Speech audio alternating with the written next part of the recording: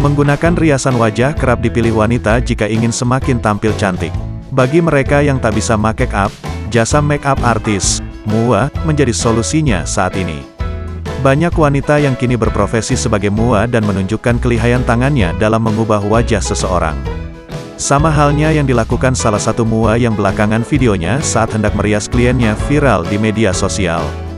Di video yang diunggah pada akun TikTok @tristian09, ia menuliskan, 30 tahun lebih muda siapa takut, tulisnya dalam keterangan video. Videonya sudah ditonton 862.000 kali dan dibanjiri oleh komentar warganet. Terlihat sesosok emak-emak yang akan dirias wajahnya tampil polos. Ia hanya menggunakan hijab berwarna coklat dan manset dengan warna senada. Meski tak memperlihatkan tahapan make up-nya, namun tampilan wajah emak-emak yang selesai di make up itu bikin pangling. Wajah yang sudah dirias cantik dengan tatanan hijab yang rapi, semakin menambah aura emak-emak yang dirias terpancar. Bahkan tak sedikit warganet yang berkomentar, jika hasil akhirnya bak ibu-ibu pejabat.